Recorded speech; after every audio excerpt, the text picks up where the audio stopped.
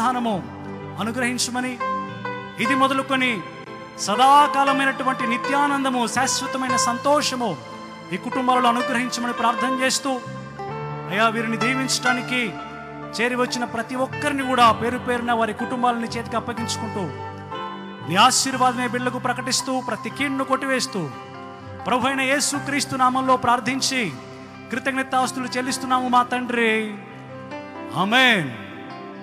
మహిమకు పాత్రుడా, ఘనతకు అర్హుడా,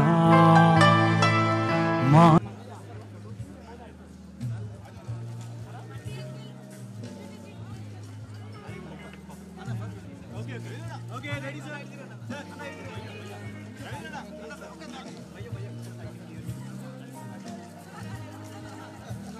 Okay, sir. Sir, my picture.